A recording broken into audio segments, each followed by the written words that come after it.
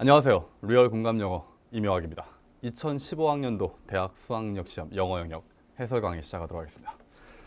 자, 일단 시험 보고 온 학생들은 애썼다. 뭐 시험이 이따위로 나와가지고 대학 갈 때 굉장히 혼란스럽겠지만 그래도 시간은 지나가네. 네, 다 끝내고 왔으니까 잘했고요. 애 많이 쓰셨고요. 아마 해설 강의를 보는 친구는 대부분 고3이 되는 학생들이겠지? 네. 자, 이번 시간에는 일단 올해 수능에서의 전반적인 기조, 그리고 내년에는 어떻게 될 거에 대한 사소한 예측을 앞쪽에 살짝 얘기를 할 거고요. 주요 문항에 대한 해설은 뒤쪽에 있어요. 그러니까 시끄럽고 그냥 해설이나 해 하시는 분은 뒤쪽 탭을 눌러서 뒤쪽으로 가서 그 문항을 보시면 되겠습니다. 자, 시험지는 본인들이 갖고 있을 거고요. 전반적인 기조에 대해서 얘기를 좀 해볼게요. 뭐 많은 매체들을 통해서 또는 선생님들의 말씀을 통해서 이미 익숙하게 들었겠지만 올해 수능 영어는 쉬운 수능이었을까요? 네, 쉬웠습니다. 네. 쉽다라는 얘기가 굉장히 많이 나오고 있고요. 실제로 굉장히 쉬운 시험 맞아요. 맞는데 이제 고3이 되는 친구들한테 해주고 싶은 말은 사람들이 쉽다라고 하니까 쉽네 라고 생각할 수도 있지만 정말 솔직하게 본인의 실력으로 풀었을 때 정말 쉬웠는지는 가슴에 손을 얹고 생각을 해봐야 돼. 쉽다라고 하니까 쉬운 것 같긴 한데 나는 왜 이렇게 틀리지? 이게 쉽긴 쉬웠는데 왜 쉬운 거죠? 풀어보면 안 쉬운데? 근데 등급 컷은 뭐 98, 뭐 100점이 나오는데 1등급이. 근데 막상 풀어보면 빈칸 문제, 어휘 문제 다 이렇게 그렇게 만만치 않은 문제들 꽤 많은데 왜 이렇게 쉽죠? 왜 이렇게 쉽다라고 계속적으로 많이 나오고 있지? 그건 당연히 시간 관리 친숙함, 암기된 것 때문인데요. 이게 뭔 소리냐면 영어는 사실 고등학교 2학년 때까지는 EBS 반영이 안 되잖아? 그러면 가장 많은 질문을 받는 게 저 시간이 부족해요 라는 질문이야. 근데 시간이 많이 확보가 되면 굉장히 빨리 풀리거든. 거기다가 고2 때까지는 전국 단위의 모의고사에서는 친숙함 또는 암기된 것이라는 게 없죠. 무슨 말이냐면 다 생판 처음 보는 질문들이잖아. 근데 고3이 되면 EBS가 연계가 되면서 많이 봤던 질문, 심지어는 너무 보다 보니까 외웠던 phrase, 그걸 그냥 답으로 쓰는 경우가 있거든. 즉 이것이 확보가 된 친구들한테는 쉬웠던 거고요. 이게 확보가 안 됐던 애들한테는 어려웠던 문제야. 뭔 소리냐고? 결국 EBS 연계입니다. EBS 연계. 이번 시험 쉬웠습니다. 누구한테만?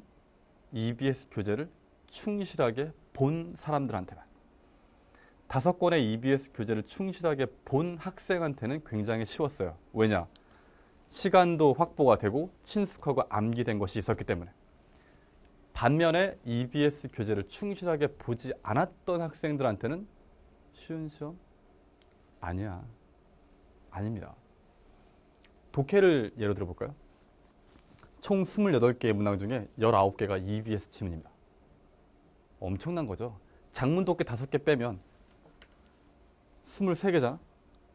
그럼 4개 빼고는 다 EBS라는 얘기지. 어마어마한 숫자입니다. 그러니까 장문 독해는 빼면 나머지는 대부분 읽어본 것이 나왔다. 그러면 엄청나게 시간이 세이브 되겠죠. 왜냐하면 지문이라는 게 영어는 한 단락이잖아. 그럼 딱 보자마자 이 얘기 알고 있으면 상상의 나래를 펼치거나 우리 그런 거 있잖아. 고2 때 막 글 읽을 때 자연 보호인 줄 알았는데 이렇게 뒤에 해설지 보면 우주 전쟁 얘기고 막 이런 거 있잖아. 답만 맞고 이 놀라운 능력들 전혀 다른 소설을 써도 그런 일을 벌일 가능성이 별로 없어지기 때문에 당연히 EBS를 꼼꼼하게 본 자들한테만 쉬웠던 문제야. 자, 근데 여기에 내년에 공부하는 학생들한테 해주고 싶은 말이 있어요. 자, 그럼 EBS를 선생님 봐야 돼요? 말아야 돼요? 봐야지. 어마어마하게 많이 봐야 되고요. 정말 꼼꼼하게 봐야 되고 치열하게 봐야 됩니다. 거의 교과서라고 생각하고 봐야 돼요. 물론 최근에 좀 논란이 많죠? 뭐 복수 정답이라든지 난이도 문제 또는 EBS의 퀄리티의 문제들 때문에 내년에 정책 기조에 변화가 생길 수도 있어요. 하지만 최근 3년간의 기조로 봤을 때는 EBS를 준거로 삼고 공부를 해야 돼요. 자, 그때 EBS를 이제 꼼꼼하게 보는 친구가 있고요. 얄팍하게 보는 친구죠. 얄팍하게. 무슨 말이냐면 약간 적중? 누가 많이 이렇게 적중한 거에 맞춰서 다 보지 않고 누군가의 신기에 의존해서 몇 개만 딱 보면 시험장에서 날로 먹을 수 있지 않을까라는 착각을 하는 학생들이 있는데 그런 거 없어요. 사실 적중이라는 건 네가 EBS 교재를 두세 번 보면 너도 할 수 있어. 그 적중이라고 난 그렇게 생각하거든. 19개인데 내가 한 100개 정도를 찍어주고 그 중에 한 15개 나왔다. 그럼 적중 맞는 것 같아. 근데 한 6, 700개 해서 19개 나온다. 그럼 뭐 그게 무슨 적중이야. 그냥 네가 하면 돼. 그러니까 적중에 의존하려고 하는 학생들. 그냥 네가 보시면 돼요. 전 적중 얘기 안 하거든요. 그냥 네 스스로가 보면 돼. 반면에 여기서 나온다 하니까 바보같이 외우려는 애들 있어요. 외워. 그러니까 EBS를 외워. 암기하는 애들이 있어요. 나쁜 거 아니에요. 매우 나쁜 거예요. 네. 다른 과목 안 하나? 영어만 할 거야? 그냥 외우면 되지 않아요? 중요한 건 시간 대비 효율이죠. 무슨 말이냐면 자, 외워볼게요. 총 5권의 교재였습니다. 수능 특강, 인터넷 수능 1, 2, 엔제, 수능 완성. 자, 엔제 볼까요? 280개의 문제를 외우시면 4개가 나옵니다. 굉장히 효율적이죠. 인터넷 수능 한 권을 통째로 외우시면 한 문제가 나와요. 놀랍지 않냐? 수능 특강 한 3, 400문제 되거든요. 그거 외우면 6개가 나옵니다. 그것도 막 여기 보면 도표, 막 내용일치 막 이런 거 외울 수도 없고요. 그러니까 정확하게 인지를 하라는 얘기야. 무슨 말이냐? 어떤 교재가 많이 나오고 적게 나오고 외우고 이런 것이 아니라 본질적인 얘기를 할게요. 본질적인 얘기. EBS 교재 보는 겁니다. 다 봐야 됩니다. 꼼꼼하게. 어떤 문제가 어떠한 중요성을 가지고 어떻게 적중하겠다. 또는 통째로 암기하겠다. 나쁜 거 아닙니다. 하지만 시간 대비 효율로 봤을 때 매우 비효율적입니다. 제가 생각하는 건 스스로가 EBS를 읽을 힘을 가지고 있으면 돼요. 그리고 그걸 해석해낼 수 있는 힘이 있으면 굉장히 편하게 읽을 수 있거든요. 그러니까 EBS 교재를 활용해서 영어의 실력을 높이는 쪽으로 가셔야 돼요. 무슨 말인지 이해되세요? 그러니까 내년에는 특히 EBS의 반영 비율이 조정될 수도 있고요. 비연기가 늘어날 수도 있습니다. 그때 영어 능력 자체가 부족할 경우는 결국 밀릴 수밖에 없거든요. 또 하나 착각하는 것 중에 하나가 그러면 EBS가 연계된 건 다 쉽고 EBS가 연계되지 않은 건 다 어렵냐? 그렇지도 않아요. 이번에 오답률 1위, 2위, 3위, 4위까지가 다 EBS 연계입니다. 그러니까 EBS 연계인데 오답률 1, 2, 3, 4위야. 이건 뭘 반증하는 거죠? EBS를 봤다고 해도 스스로가 문제를 풀어낼 수 있는 실력이 없으면 힘들다 이 말입니다. 자, 초반부터 지금 저 새끼가 뭔 소리 하는 거야? 약간 중언부언 같은 느낌이 있을 텐데 EBS를 본다라는 거에 대해서 아직 막연한 친구들이 있어 그래. 그러니까 정보를 들어보니까 EBS 70% 나왔대. 75%래. 질문 똑같이 나오는데 그럼 외우면 되겠네. 그럼 찍어주는 거 하면 되겠네. 그렇지 않다는 거예요. EBS 연계가 오답률 1, 2, 3, 4 다 들어갑니다. 그러니까 EBS를 보더라도 스스로가 읽을 수 있는 힘 그걸 키워두시 바라요. 그래야 이렇게 나오건 저렇게 나오건 쉽게 나오건 어렵게 나오건 스스로가 뚫고 갈 수 있는 힘을 갖출 수 있는 겁니다. 이 잔소리는 1년 내내 하게 될 테니까 더 이상은 얘기하지 않고요. 그냥 이렇게 나왔어요. 자, 그런데 이제 논란이 되는 부분이 있었죠. 논란이 되는 첫 번째 논란에 대한 얘기를 해보게. 첫 번째 논란은 내년 난이도하고 EBS 연계에 관한 얘기입니다. 사실 영어가 이렇게 되죠. 한 번 어려우면 한 번 쉽고 쉬우면 어려워지고 이런 가능성이 있어요. 작년에 영어 B형 같은 경우는 굉장히 어려웠죠. 그러니까 올해는 거기에 대한 반대 급부로 좀 쉬워진 감이 있고요. 2011학년도에 굉장히 불수능이었죠. 2012학년도에 쉬워지다가 어려워지다가 쉬워지다가 내년에 쉬워질 거냐? 어려워질 거냐? 모르죠. 뭐. 내년 마음이죠. 여러분, 쉽다고 다 100점입니까? 2등급 컷도 존재하고요. 3등급 컷은 80점대입니다. 쉬워도 어려워도 등급 컷은 있는 겁니다. 제가 올해 상반기에 전국 단위의 그 설명회, 과목 설명을 다니면서 학생들도 한 말이 있어요. 쉽다라고 말하면 조금 공부하고 어렵다고 말하면 많이 공부할 것이냐. 그렇지 않다는 겁니다. 쉬워도 어려워도 다 그 안에서 어려움이 존재를 해요. 쉬우면 다 맞아야 되는 힘든 문제가 있고요. 어려우면 고난도를 뚫고 올라서야 되는 어려움이 있습니다. 어차피 공부할 거잖아요. 내년 난이도 조절 못해요. 모른다고요. 두 번째, EBS 연계 어떻게 될 거냐. 요거는 좀 고민해 봐야 될 것 같아요. 아직 발표들이 나오진 않았지만 상당한 움직임이 있죠. EBS가 연계되는 것, 특히 영어에 있어서는 지문을 통째로 하는 것이 옳으냐 그르냐에 대한 논란이라든지 EBS의 문제들의 질이 좋냐 아니면 저작권 문제, 그리고 아이들이 영어를 영어로 공부하지 않고 한국말로 바꿔서 지문을 외우는 문제점들이 많이 노출이 됐기 때문에 조금은 변화가 있지 않을까라고 생각을 해요. 변화가 있으면 어떻게 될까? EBS 연계를 줄여? 쉬운 수능으로 가야 되는데. 여러 가지가 있어요. 여러 가지. 첫 번째는 영어는 이제 등급제로 갈 거잖아.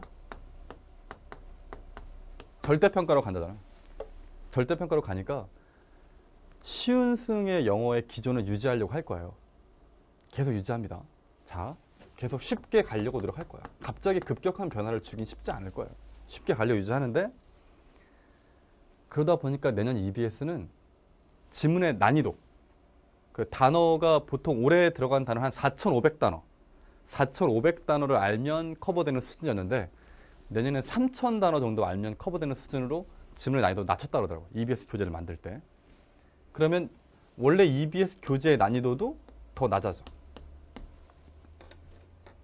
쉬운 규제 속에서 EBS의 난이도도 낮아지면 더 쉽게 가겠죠. 그러면 더 만점 경쟁을 하게 될 거예요. 자, 근데 여기에 묘한 맹점이 있습니다. 올해 고3들한테 많이 했던 얘기인데요. 여러분은 어려운 모의고사를 본 적이 있나요? 그러니까 어려운 시험이라는 거는 기출문제 속에 전설에 등장을 하는데 실제 시험장에서 문제를 풀다가 와 이거 진짜 지랄 같다는 문제를 풀어본 적이 없어. 한 번도. 맞지 않니? 그러니까 정말 불같은 모의고사를 고1 때도 안 풀어봤고 고2 때도 안 풀어봤고 고3 때도 안 풀어본 거야. 근데 어려운 시험은 저기 어딘가에 있었다는 전설만 있어. 이게 뭔 소리냐면 그냥 지금 이 시험이 그냥 난이도야.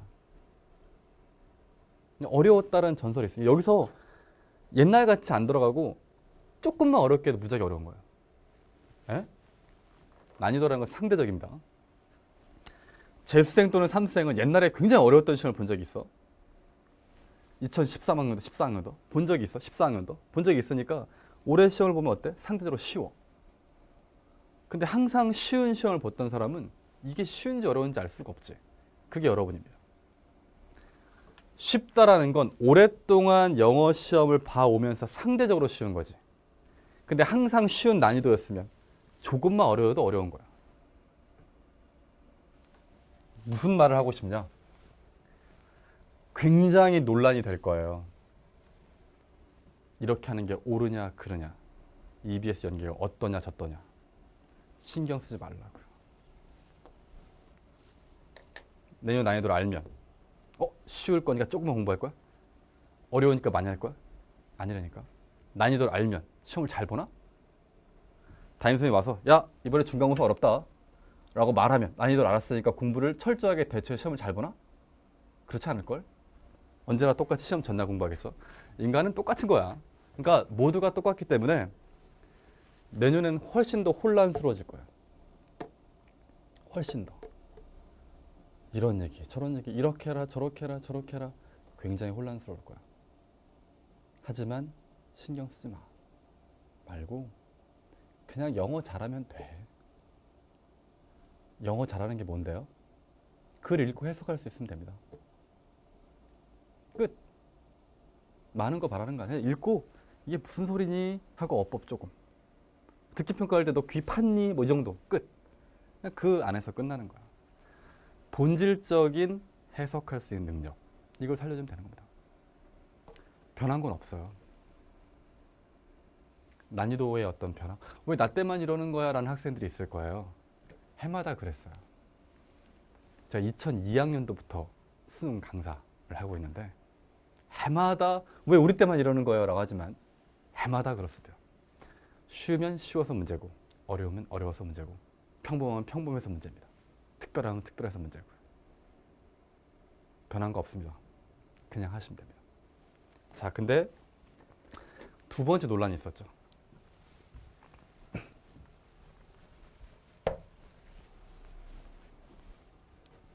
복수 정답이 인정됐죠. 도표 문제. 복수 정답이 인정됐습니다. 잘 안 보이시죠? 괜찮아요. 제가 말로 해드릴게요. 자, 원래 수학능력 시험에서 가장 중요하게 생각되는 덕목이 뭐죠? 그러니까 수능을 출제하는 사람이 문제를 출제할 때 한 달 동안 갇혀서 생각하는 것이 무엇일까요? 가족이 보고 싶다. 라든지 난 외웠는 거 여기가 어딘가 일 수도 있겠지만 가장 중요한 건 이의제기가 안 걸려야 되고요. 문제가 안 돼야 돼요. 이번에 문제가 되니까 평가원장님이 사퇴하셨잖아요. 문제가 안 돼야 되는데 문제가 됐죠. 어떤 문제가 됐죠? 자, regarding post email address 할 때 2001년의 퍼센티지가 3배 더 높았다? 2006년보다 라는 4번 보기가 말도 안 되게 틀렸기 때문에 숫자가 잘 안 보이네요. 얘가 29, 53이었네요. 네. 29가 53 냈기 때문에 이게 3배는 아니니까 당연히 4번인데 문제는 5번이었죠. 2006년과 비교할 때 2012년을 레코드 기록했대요. 18% 증가를 어디? Category of cell phone numbers에서. 원래 cell phone numbers가 2006년엔 2였고요. 2012년엔 20이니까 굉장히 쉽게 생각을 해서 2에서 20이 됐으니까 18%네 라고 해서 당연히 맞다라고 생각하고 났는데 놀라운 일이 생겼죠. 왜? 많은 단체들이 들고 일어났죠. 이게 어떻게 18%냐? 18%포인트지. 18%가 아니고 18% 또는 18%지. 자, 18% 포인트 아니냐? 라는 경제적, 수학적 개념이 나왔습니다. 솔직히 말하면 우리는 평소에 공부할 때 영어 도표 문제를 풀 때요. 많은 모의고사들을 통해서, 많은 책들을 통해서 보지만 퍼센트하고 퍼센트 포인트를 구분하지는 않아. 잘 안 구분하고 그냥 해요. 그냥 2에서 20 됐으니까 18이지.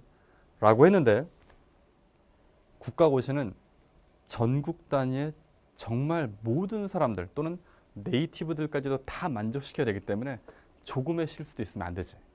그래서 이렇게 했을 때 이거 맞지 않냐라고 했을 때 그걸 누를 수 있는 게 있어야 되는데 뭔 소리냐면 관심 없는 사람들을 위해서 논란의 요지를 알려드릴게요. 뭐가 선생님 맞지 않아요? 논란의 요지 이거죠. 2%였던 게 20%로 변화했으면 얼만큼 변화된 거죠? 10배 늘었죠. 원래 2%였던 게 20%가 됐으니까 10배는 거잖아. 그럼 얘에서 얘로 가는 퍼센트는 1000%가 변화된 거죠. 100%는 똑같은 거고요. 1000%가 변화된 거잖아. 그러니까 여기서 여기로 가려면 1000%가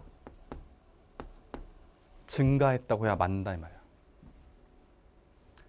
이렇게 퍼센트하고 퍼센트의 변화일 때는 이걸 정확하게 쓰면 18% 또는 18% 포인트까지 써줘야 옳다라고 사전에도 나와 있고 실제로 그렇대요. 논란이 된 건 뭐죠? 이게 EBS 문제인데요. EBS의 여러 교재를 보면 퍼센트하고 퍼센트 포인트를 구분해서 설명을 해주는 경우가 많아요. 그러니까 학생들한테 이미 학습이 됐다는 거지. 학습이 됐기 때문에 얘는 명백하게 틀린 게 맞습니다. 이해됐죠? 다시 퍼센트로 하려면 이렇게 써야 되고 이렇게 쓰는 게 맞습니다. 하고 싶은 말의 포인트는 이겁니다.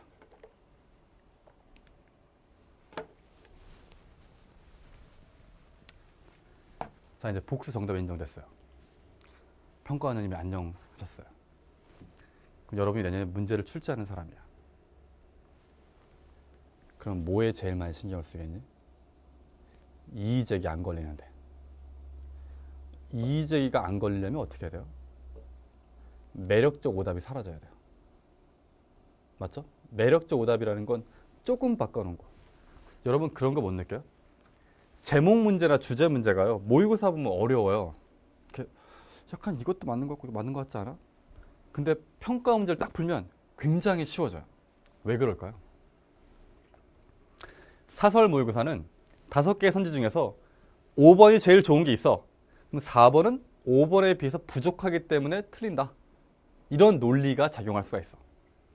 근데 지금 여기 퍼센트냐 퍼센티지 포인트냐까지도 가지고 이렇게 사람들이 이의제기를 하잖아? 그럼 제목 문제를 낼 때 5번이 좋은 건 맞는데 4번은 왜 틀리냐?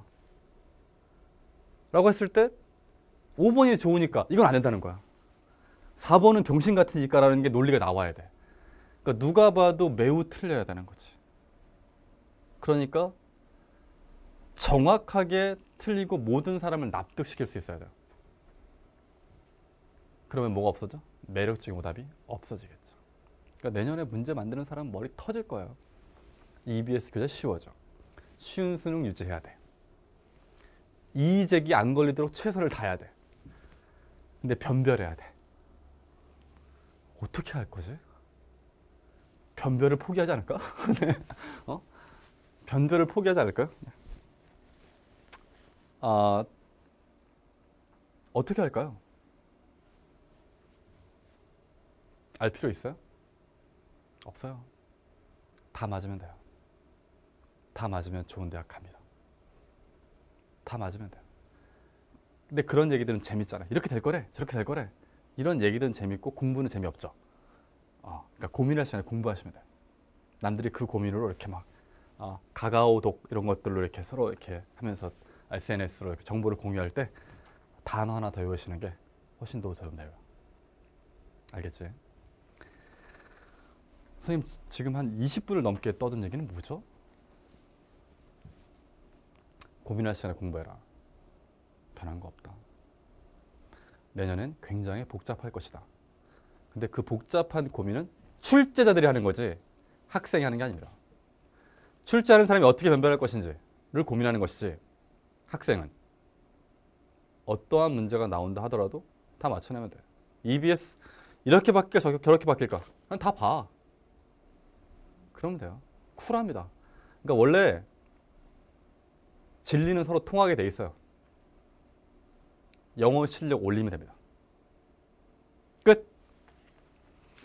자, 그러면 이제부터 주요 문제 해설을 시작하겠습니다. 주요 문제는 오답률에 따라서 오답률이 높았던 문제들 위주로만 몇 개 간략하게 보도록 하겠습니다. 자, 기지개 한번 하시죠.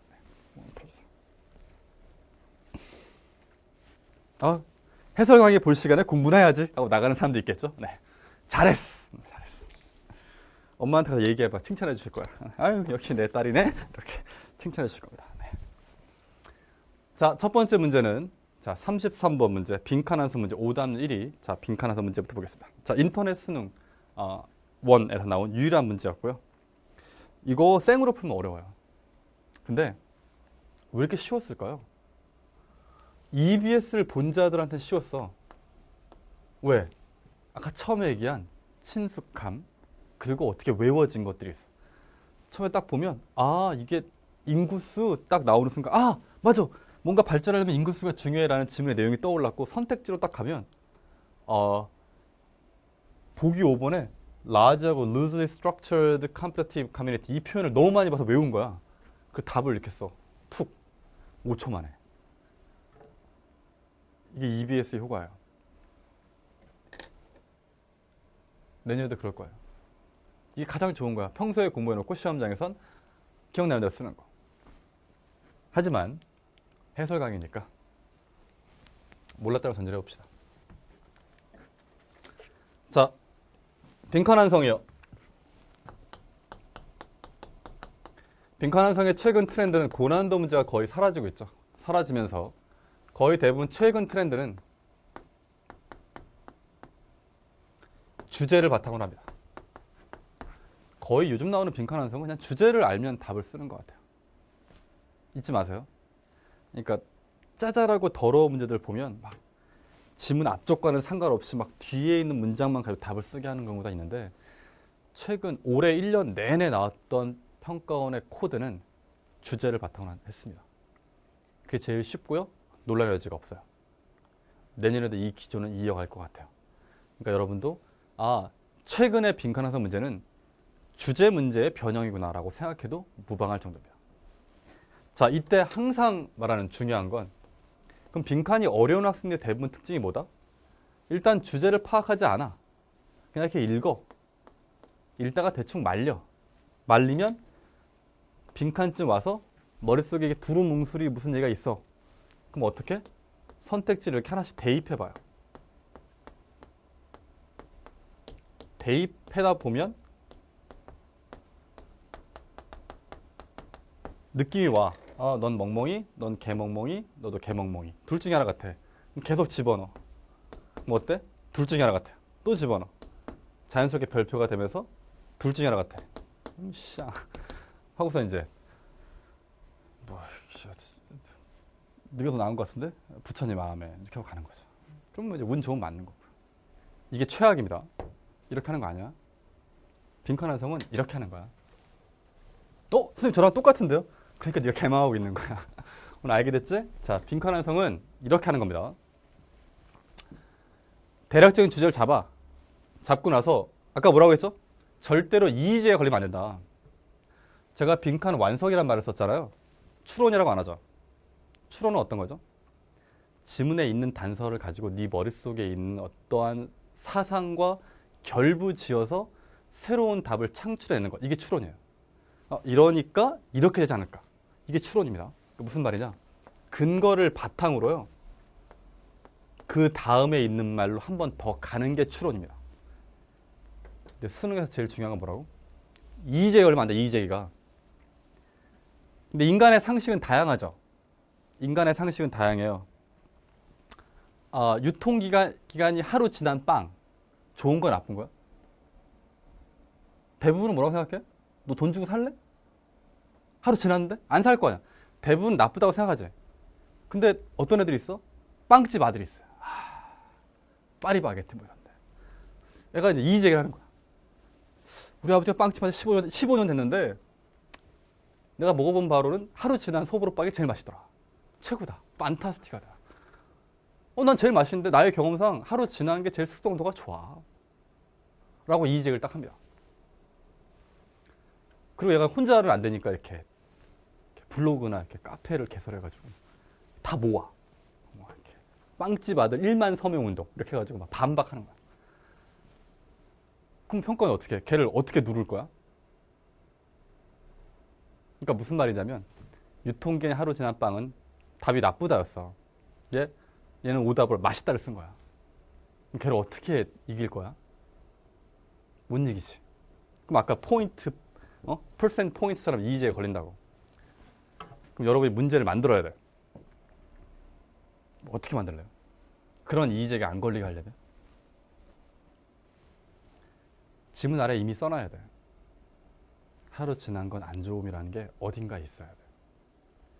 근데 그게 똑같은 말로 써 있으면 너무 쉽죠? 안 그래? 찾기 싸움 너무 쉬우니까 같은 의미의 다른 표현을 바꿔놓는 겁니다. 그러니까 무슨 말이냐면 이런 거예요. 야, 주제를 바탕으로 이렇게 쓰면 답 이거 4번 맞지? 했는데 어떤 애들이 3번도 되는 거 아니에요? 아이, 그럴 줄 알았어, 새끼야. 야, 너 눈깔 있지? 여기 눈깔로 여기 보실래요? 네, 여기 눈깔 있네. 오케이. 맞지? 요거 안 맞지? 이렇게 해야 돼요. 뭔 소리냐고? 지문 아래 이미 배치되어 있어야 한다. 그러니까 빈칸 완성의 포인트는 필자가 한 말을 찾아 쓰는 겁니다. 네가 상상하시는 게 아니야. 이런 거 있잖아. 얘들아, 읽었지? 여기 무슨 말이 들어갈지 생각해봐. 잘못된 거 영어에서는. 여기 무슨 말이 들어갈지 찾아봐가 맞아. 굉장히 중요한 포인트입니다. 여기 무슨 말이 들어갈지 생각해봐가 아니야. 그럼 어떻게? 지문에서 벗어나잖아. 필자가 한 말을 넘어서서 네 머릿속으로 생각하는 거죠. 그럼 너의 생각과 필자의 생각이 어느 순간 맞을 때는 정답이지만 너와 이 사람의 세계관이 다르면 오답이 나오는 거죠. 빈칸 완성은 찾기입니다. 뭐 어떻게 하라는 소리냐? 주제를 바탕으로요. 쓰기 영역이야. 쓰기 영역. 물론 평가원에서 읽기라고 하는데 쓰기처럼 하라고. 빈칸에 쓰는 거예요. 어떻게? 주관식으로. 이게 훨씬 편해요. 뭘로? 필자의 말로. 쓰기, 주관식, 필자의 말 찾는 겁니다. 그러면 이렇게 돼요. 빈칸에 들어갈 말을요. 필자의 말을 이용해서 여기 있다, 여기 있다 이렇게 표현하면 이게 뭐가 돼? 기준이 돼요. 기준. 그럼 나머지 선지를 이 말과 비교해 보는 거예요. 네가 먼저 쓰고 여기 들어갈 말은 이것입니다 라는 걸 쓰고 거기랑 이 선택지를 비교해 보는 거예요. 이해되세요? 해볼까요? 막연하죠? 해봅시다. 33번. 한번 빨리 볼게요. 자, according to a renowned French scholar에 따르면 the growth in size and complexity of human population. 자, 인구의 숫자, 크기와 복잡성이 driving force in the evolution of science. 과학의 진보에 중요하대. 뭐가? 인구가.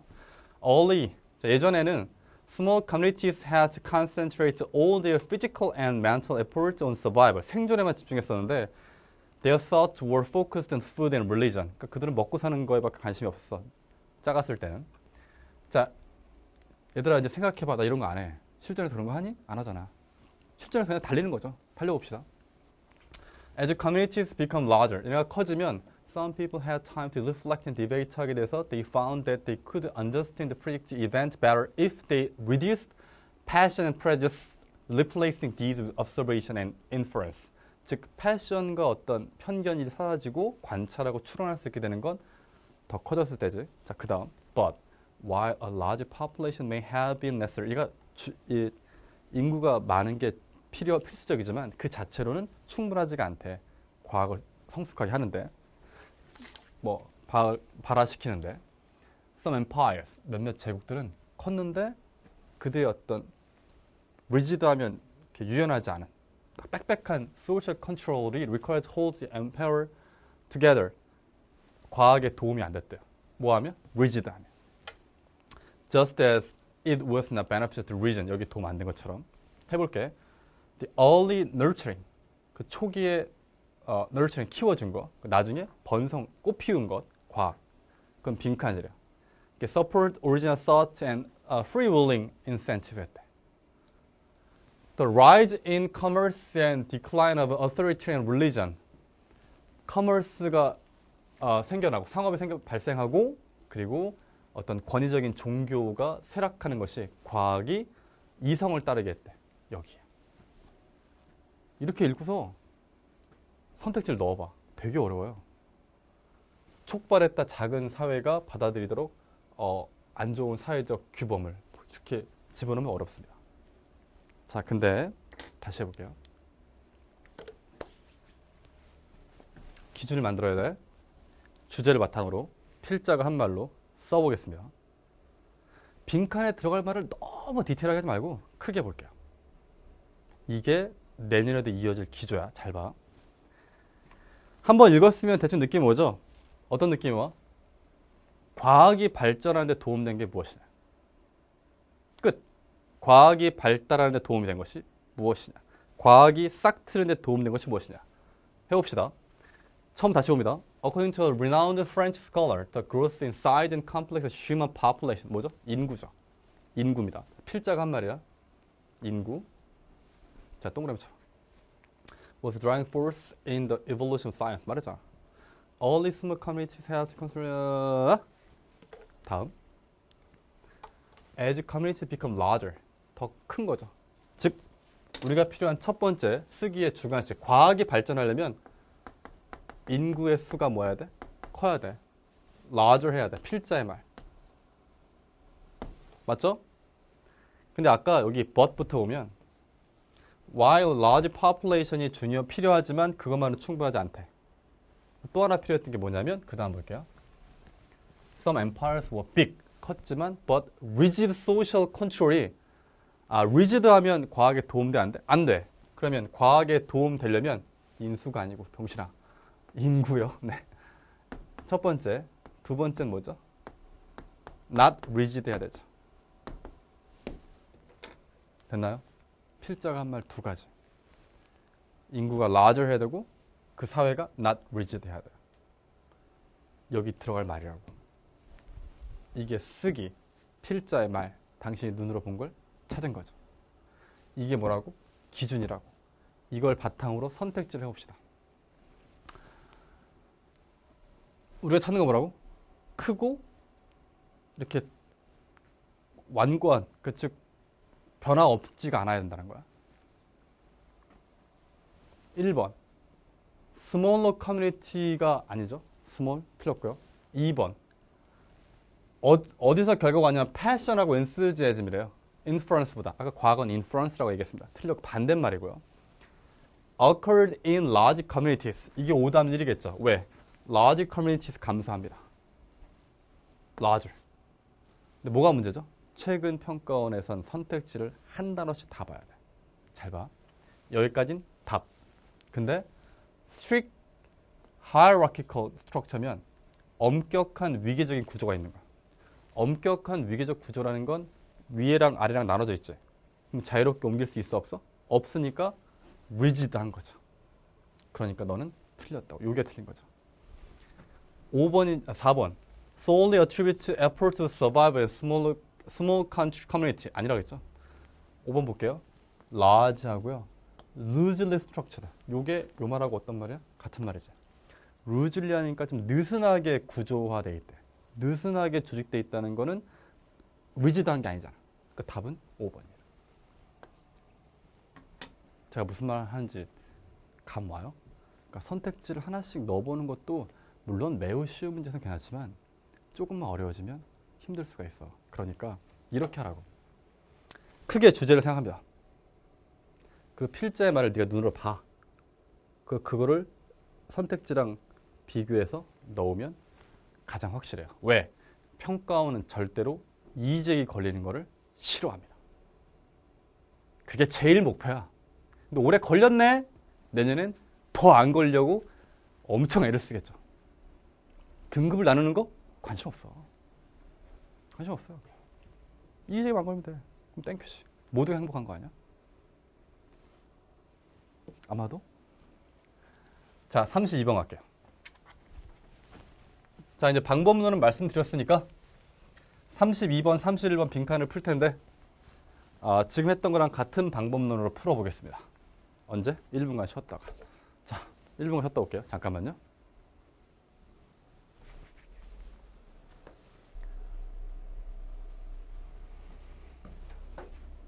저는 1분을 칼같이 쉬었습니다. 네.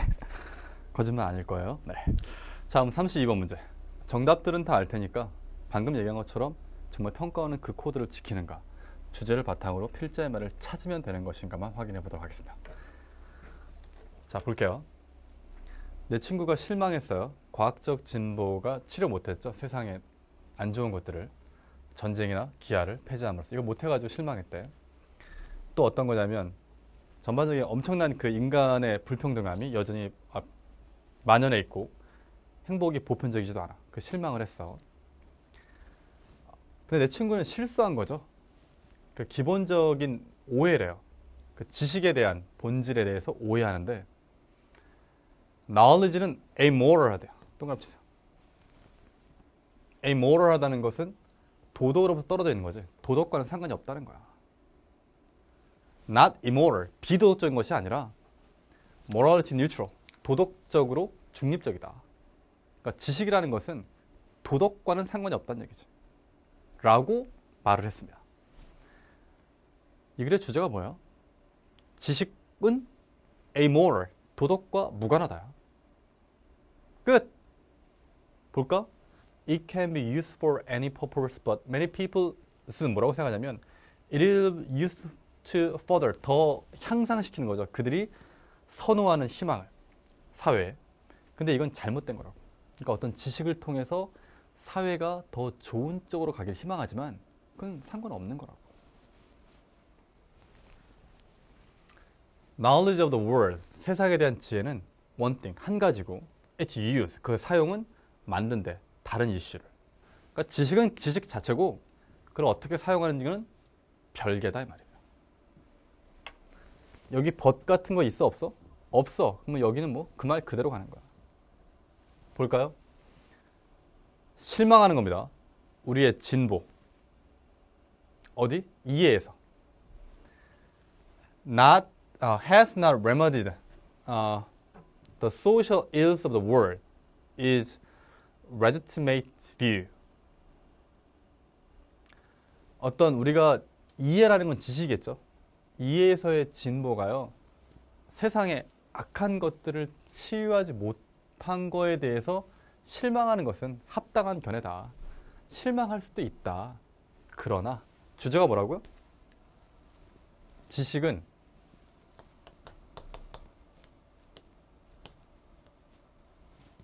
도덕과는 상관없다고요. 주제 안 벗어났죠? 필자의 말 그대로 썼죠? 다음 문장 볼까요?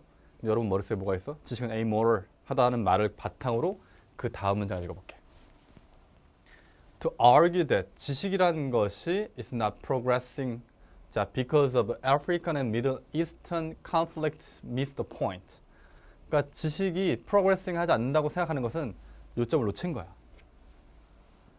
There's nothing inherent in knowledge. 지식에는 내재하는 게 없어요. 그게 명령하는 거죠. 우리 특정한 사회적 또는 도덕적 적용을.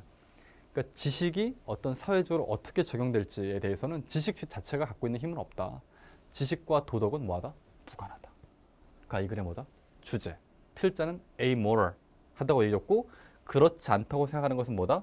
실수다. 끝. 지식.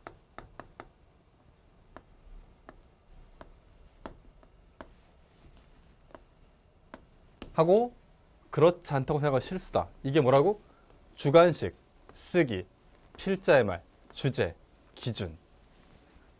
여기에 맞춰서 가보겠습니다. To confuse, 혼동하는 거야. this, 이것을. 빈칸 근처의 대명사는 반드시 정확하게 해석할 것. this가 뭐죠? 여기 앞에. 빈칸 앞에요. 어떤 이해의 진보가 세상의 사회적 악들을 치료하지 못했다 하는 것. 이것을 지식 그 자체의 진보랑 혼동하는 것은 absurd하다. 약간 말이 어려운데? 몰라. 이거 한 번에 답 썼다. EBS 외워서 푼 거고요. 처음에 한 번 이렇게 살짝 2번 가볼게요. 아는 거죠. 지식의 본질을 아는 것은 실행하는 것에 도덕적 가치를 아까 도덕에서 뭐하다고? 벗어났다 그랬지. 반대말입니다. To remove, 제거하는 거지. 사회적 불평등함을 제거하는 것은 본질적 또는 내재하는 목표다. 지식에. 아까 지식이랑 도덕이랑 상관이 있다 없다? 없다. 반대말. 축적하는 거야. 지식을. 그것은 향상시킨대. 사회적 적용을. 상관없다니까. 반대말. 과학적 진보를 만든 것은 또는 뭐 과학이 진보하게 하는 것은 과학이 치료하도록 한다. 사회적 안 좋은 것들을. 다 반대말이죠. 방향이. 최근에 이런 게 많지. 왜? 이의제기가 안 걸려야 되니까. 주제가 뭐라고요? 과학적 지식과 도덕은 무관하다. 라고 해놓고 다 관련이 있는 거잖아. 그럼 1번은 혼동하는 거야. 과학적 진보랑 요 지식의 요런 거 적용 안 되는 걸. 그걸 혼동하는 것은 뭐다? absurd하지. 다시 1번 다시 해볼게요. 빈칸 바로 앞에. 이해에서의 어떤 진보, 그게 사회적인 문제를 해결하지 못했다 라는 것을 지식이 진보하지 않았구나라고 혼동하는 건 잘못된 거다. 무슨 말이야? 사회 문제 해결이 안 된 거, 도덕적이지 않은 것이 지식의 진보와 관련이 있다고 생각하면 돼? 안 돼? 안 된다고. 답은 1번이에요. 다시 사회적인 어떤 문제를 해결하지 못했다고 해서 그거를 지식의 진보랑 관련 짓는 것 또는 그걸 혼동하는 것은 잘못됐다. 부당하다. 왜? amoral 하니까. 연관 지면 돼? 안 돼? 안 된다고. 얘만 방향이 맞죠. 그러니까 빈칸에 들어갈 말이 amoral이다 가 분명했으면 쉬웠던 문제. 하나 더 가볼게요. 31번. 자, 주제를 바탕으로 마찬가지로 또 해보자. 크게 주제를 바탕으로 보는 게 최근 트렌드야. The concept of a human doing 자, multiple things at a time. 한 번에 인간이 여러 가지 일을 하는 것은 연구됐대요. 이때부터. 근데 멀티태스킹이라는 것은 존재하지 않았대. 1960년대까지는. 그건 사용됐죠. 컴퓨터를 묘사하는데 사람이 아니라 멀티태스킹 얘기구나. 그 당시에 10MHz는 너무나 빨라서 new word, 새로운 단어가 필요했어요. 그 컴퓨터의 능력을 빠르게 많은 일을 하는 거. 돌아보면 they probably made a poor choice. 잘못된 선택한 거야. 다시 poor choice라고. 잘못된 선택이죠. 멀티태스킹이라는 것은 deceptive하다. 자, 표시했나요?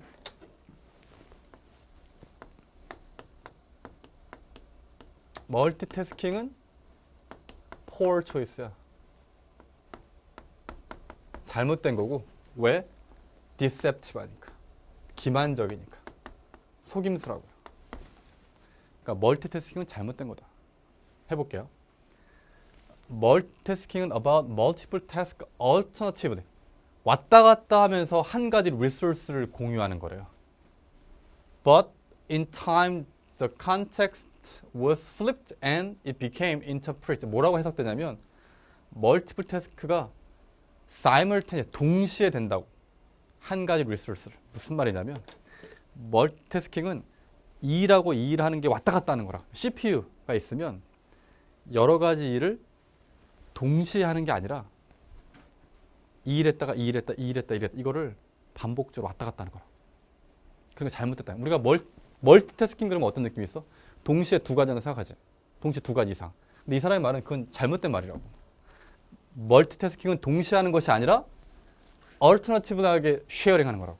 왔다 갔다 하는 거라고. 인터넷 뛰었다가 잠깐 뭐 게임 창도 열었다가 이게 왔다 갔다 하는 거지 동시에 두 가지 하는 것이 아니라고. 자, it was a clever turn of phrase that's misleading. 잘못된 거죠. For even a computer, 얘네들 컴퓨터도 can process only one piece of code at a time. 한 번에 하나씩밖에 안 돼. 왔다 갔다 하는 거야.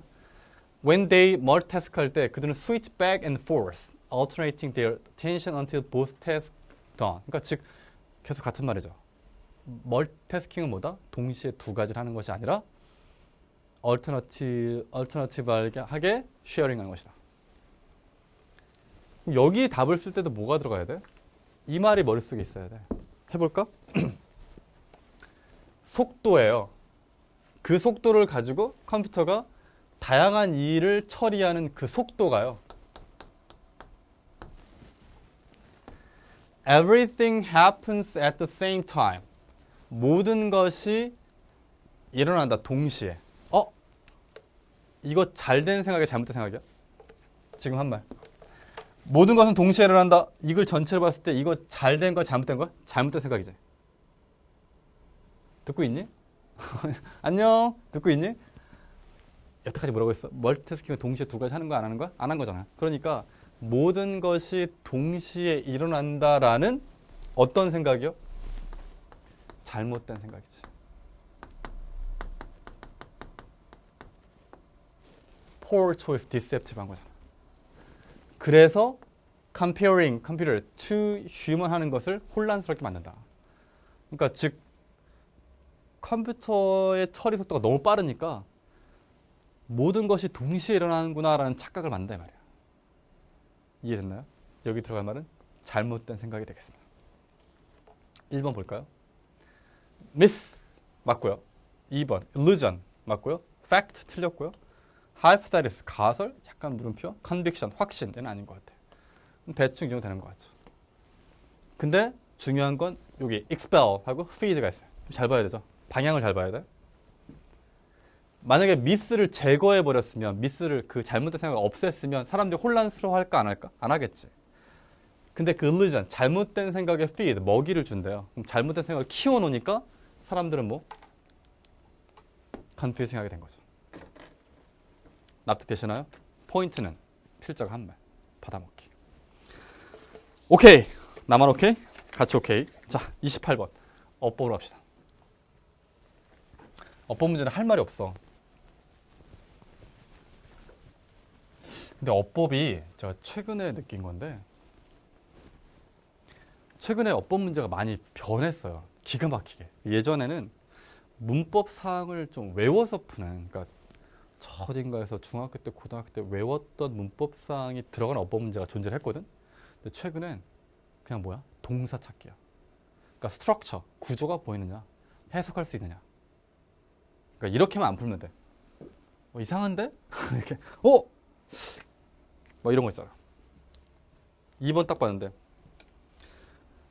The negative impact on local wildlife inhabiting areas close. Areas close? Areas close? 어감 이상한데? 뭐가 이상한지는 설명할 수 없어. 근데 좀 어색한 것 같아. 에어리어가 닫혀? 닥쳐. 헐. 자, 에어리어 가까워? 이상한데? 설명은 안 되지만 이상한데? 그 2번을 써. 이렇게만 안 하면 돼. 그러려면 포인트는 뭐죠? 작년에 저한테 수업 들은 사람들이 있다면 어법 시간 하나밖에 안 했죠. 뭐? 제발 동사를 찾아라. 동사를 찾는 자에게 복이 있나니 동사를 찾지 않는 자 틀리도록 저주한다. 파이널까지 끝까지 했던 동사를 찾아. 그리고 뭐래? 해석을 하시면 돼요. 최근 문제 트렌드가 그렇습니다. 계속 그렇거든요. 내년에도 계속 그 기조를 가지 않을까 라는 생각을 해요. 내년에 어법 강의를 좀 이렇게 컴팩트하게 바꾸려고요. 동사 찾는 거 위주로. 볼게요. Negative impact on local wildlife inhabiting areas close to fish farm continues. 동사 여기 있죠? 그럼 얘는 뭐야? 해볼까? 부정적 영향이에요. local wildlife에 대한. 걔네들은 어떤 애냐면 이 지역에 거주한 애들인데 어떤 지역이야? 가까운 지역이죠. 선생님 이게 돼요? 안 돼요? 여러분 이런 거 있잖아요. 미션 임파서블. 돼? 안 돼? 몰라? 영화도 있는데 미션 임파서블. 미션 임파서블. 임파서블이 앞에 있는 뭐? 미션 꿈이잖아요. 어?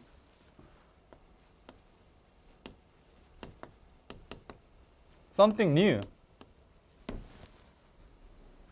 되지? 왜 돼? something인데 어떤 something이야? 새로운 something. 뒤에서 꾸밀 수 있잖아. 그러니까 areas니까 어떤? 가까운 지역. 물론 문법적으로 고차원적으로 얘기하면 which 가 생략됐다. 이렇게 보도 되고요. 설명할 거 없고 3번 동사만 찾았어도 해볼까요? Furthermore, a general lack of knowledge and insufficient care being taken when fish pans were. 동사 여기 있네. 해석을 해야지. 잘 보세요. When fish pans were initially constructed 이렇게 묶인 거죠. 이 글의 주어는 누구예요? A general lack of knowledge and insufficient care 이거죠. 또는 being taken까지. 이 다 주어네. 무슨 자리? 동사 자리. 답은 미인인데 과거형이니까 meant가 되겠습니다. 설명할 거 없습니다. 네. 틀린 사람 반성하세요. 네. 이거 틀리면 뭘 맞출 거야? 그리고 4번 쓴 사람 놀랍죠? 전국 학생들이 5%만 생각할 수 있는 답이야. 야, 이걸 답을 썼으면 전국 학생들 중에 한 5% 이하의 학생들만 생각할 수 있는 독특한 거 생각한 거 아니야. 그러니까 나중에 사업 같은 거 하세요. 이렇게. 그러니까 그치. 많은 사람이 못 보는 독창적인. 그러니까 본인의 재능은 따로 있을 수도 있어요. 제가 뭐 비아냥거리거나 뭐 조롱하거나 그러는 거예요. 공부 좀 해. 이건 심하잖아. 아, 내가 이걸 틀렸다. 그러면 처절하게 반성하시고, 아, 내가 업보 공부해야겠구나 라고 생각하시고요. 선생님, 저는 5번 썼는데요. 똑같아요. 네. 네. 훌륭하십니다. 왜 쓰는 거냐? 해즈? 마음에 안 들어? 해즈? 선생님, 컴마 뒤에 해즈 돼요? 네. 그럼 난 물어보고 싶어요. 야, 5번 뒤에 해즈 되냐? 네. 이렇게 묻는 거랑 똑같은 거죠. 주어가 누구예요? 디스니까 단수형 해즈 쓴 거 특별한 게 없습니다. 저 뒤로 갈게요. 자, 오답률 4위, 문장 삽입 문제 보겠습니다. 좀 까다로웠습니다. 작년에도 수능에서 문장 삽입 어려웠는데 올해도 좀 어려웠네요. 빈칸의 난이도가 쉬워지면서 다른 쪽에서 변별을 하니까 좀 어려워지는 것 같은데 얘는 EBS 지문이었어요. 내용을 다 알아요. 실험을 한 거야. 좀 내성적인 사람한테 외향적인 척 해봐라 그랬더니 애들이 되게 외향적인 것 같더래. 어떻게 만든 거지? 아, 사람들은 기본적으로 타인을 어떻게 속이는지를 조금 알고 있는 것 같다라는 주제야. 다 알아. 근데 답은 틀려. 왜? 문장 삽입이니까. 주제를 묻는 문제도 되게 쉬웠겠죠. 그러니까 평가원의 코드대로 푸셔야 되는데 평가원은 또 얘기할까? 오늘 이 해설 강의 처음부터 하는 말이네. 이의 제기를 싫어해. 문장 삽입이야말로 이의 제기가 딱 좋지. 그런 거 있잖아. 해설지 보면 제일 빡치는 문제죠. 평소 모의고사 볼 때 이렇잖아. 3번 아니면 4번 같아. 헷갈려. 내가 3번 쓰면 답이 4번이고 4번 쓰면 3번이야. 3번 써도 답이 4번이래. 오씨, 왜 4번이냐고 해설지 읽으면 어때? 글의 흐름상 4번에 넣는 것이 자연스럽다라는 놀라운 설명이 나와. 뭐가 자연스러운데? 그냥 네가 인간이라면 상식적으로 읽어봐. 상식적으로 자연스럽지 않니? 이건 안 돼, 평가원은. 무슨 말이냐면 여기에 이 단서 보이지? 자, 이 단서가 있기 때문에 얘는 여기에밖에 못 들어가라는 걸 만들어놔야 돼. 안 그러면 어마어마한 후폭풍, 퍼센티지 포인트랑은 차원이 다른 후폭풍을 만나게 됩니다. 반드시 단서가 들어있고요. 그 코드도 굉장히 간단해요. 보통 뭐죠? 연결사와 대명사. 끝. 문장 삽입 평가원의 코드는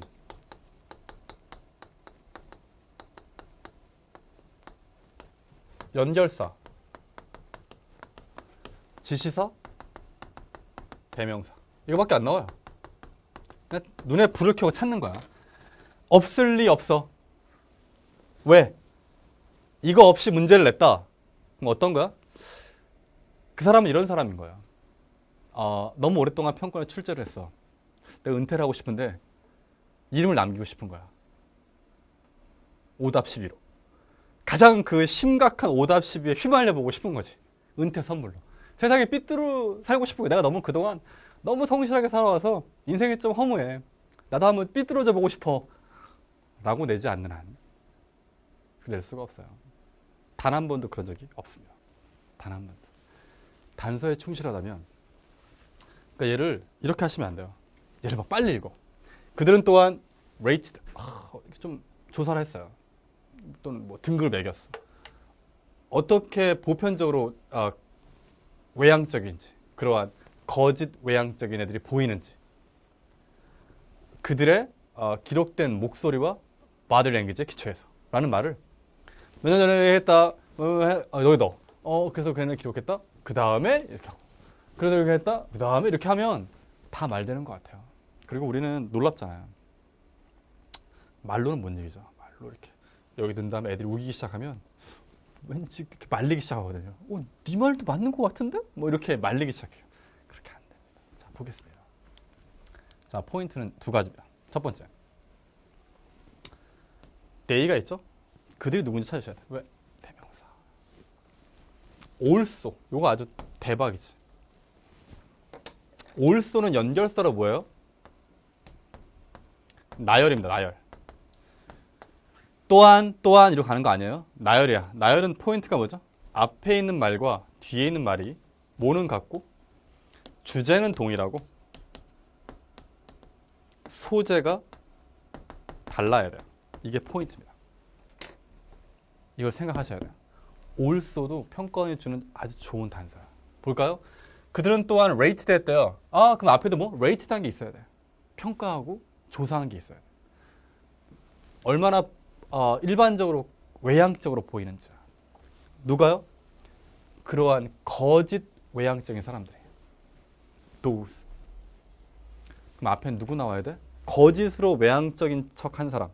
거짓으로 외향적인 척한 사람들에 대해서 rate한 얘기가 앞에도 있어야 한다고. 다시. those fake extroverts들이 얼마나 extroverted한지를 또한 rated 했으니까 앞에도 rated한 게 있어야 돼요. 근데 여기에 소재는 뭐죠? 보이스하고 바디 랭귀지로 했죠? 그럼 앞에는 뭐? rate 했지만 보이스하고 바디 랭귀지는 아닌 다른 무언가로 했겠지. 왜요? 소재가 다르니까. 주제는 얘네들의 외향적인 거를 살펴봄. 소재는 이걸로, 앞에는 다른 걸로. 찾아볼까요?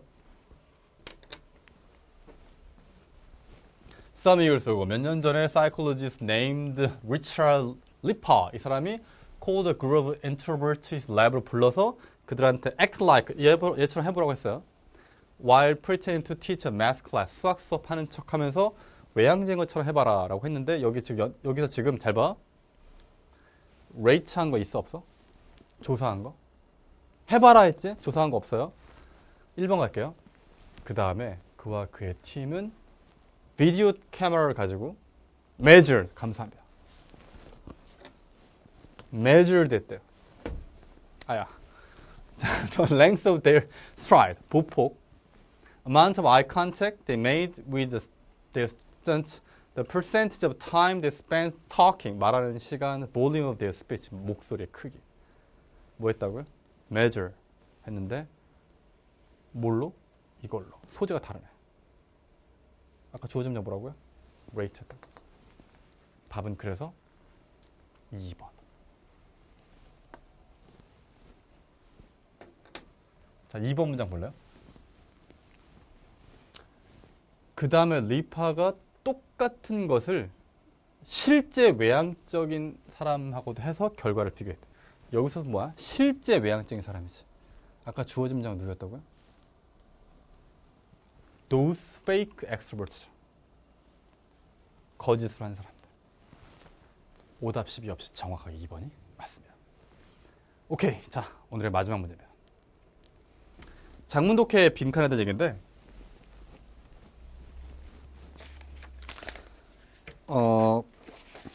전반적인 주제는 그 그룹의 숫자가 굉장히 중요하다는 거예요. 그러니까 이야기는. 자, 두 번째 단락 읽어볼게요. 빈칸만 써보자. 장문독해 빈칸은 주제를 바탕으로 쓰시면 돼요. 똑같아요. 가볼게요. 자, there is evidence that groups with even number, even number는 짝수죠. differ from groups with an odd number of members. 홀수 그룹이랑 다른데 the former, 즉 짝수인 애들은 disagree, 의견 일치가 안 돼. 홀수 그룹보다. 그리고 더 교착 상태, 뭔가 앞으로 나가지 못해. 결과적으로. groups with even number of members, 짝수인 애들은 절반으로 쪼개질 수 있거든. 그러니까 무슨 말이냐면 충돌이 생길 때 두 명 나눠주는 거야. 이렇게. 그럼 싸우지. 그러니까 나가지 못해. 근데 이게 불가능해. 어디서는? 홀수에서는. 7명이야. 그럼 둘씩 안 나눠지지. 왜? 한쪽이 항상 수적인 우위를 가지니까. 만약에 3명은 반대고 4명은 찬성해. 그럼 찬성 쪽으로 가겠죠. 근데 짝수는 교착 상태에 빠진다. According to some research에 따르면 the number 5가 중요성을 한다. 5. 지금 숫자가 중요한 얘기야. 잘 봐. this size의 그룹, 즉 5는요. 보통 빈칸한대요. 그 문제점을. 우리가 이미 앞에서 말한 강조한 문제점을 모아할 수 있대. moreover는 뭐죠? 나열이지. 앞뒤가 주제는 같고 소재가 달라. 그럼 주제를 볼까요? 그들은 고통을 겪지 않아. 어떤 fragility 또는 텐션에 의해서 둘 또는 셋의 그룹에 의한. 그러니까 즉 고통을 안 겪으니까 좋은 거지. 이게 좀 좋다는 얘기예요. 긍정적인 얘기야. 긍정적인 얘기. 그러면 문제점을 해결하는 얘기야? 못 해결하는 얘기야? 지금 앞에서 5가 좋다며. 5가 좋고요. 문제점은 뭐였죠? 안 듣지? 빨리 답이나 말해. 문제점은 처음부터 보면 아까 두 번째 단락에. 문제점은 짝수인 애들은 반반 쪼개지잖아. 의견 일치가 생겨 안 생겨? 안 생긴다고. 근데 O는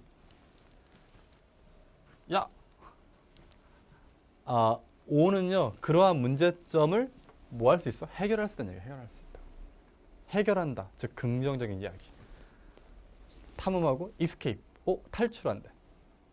반영하고 촉발하고. 이건 더 향상시키고.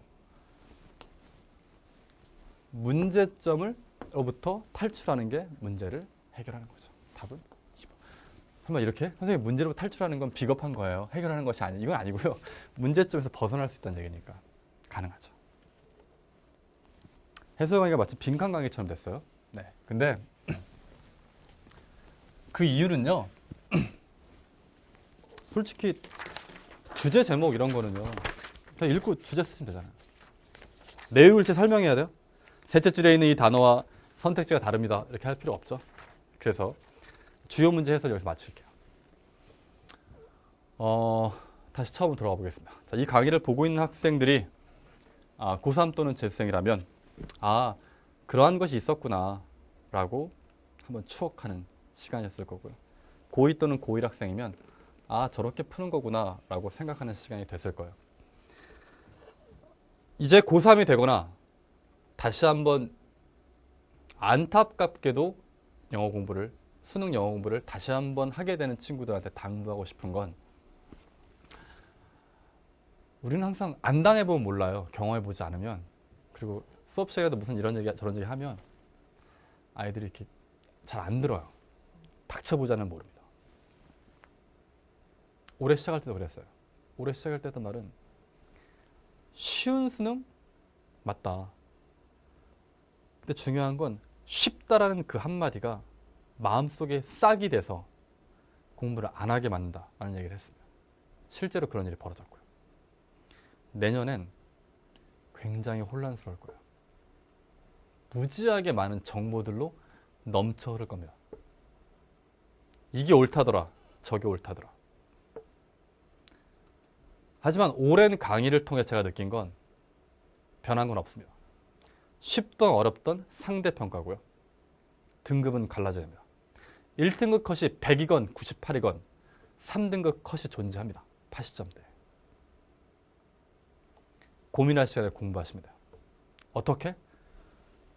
읽고 이해할 수 있는 능력. 영어에서 평가하고 싶어하는 바로 그 능력. 그것만 갖춰가시면 됩니다. 고민할 시간에 공부하세요. 자, 긴 시간 동안 수고했고요. 뭐라고 인사해야 돼? 수능 보고 온 애들한테 다음에 만나 그러면 저주 같잖아. 네. 애썼습니다. 네. 아름다운 밤 보내시기 바랍니다. 전 갑니다. 바이바이.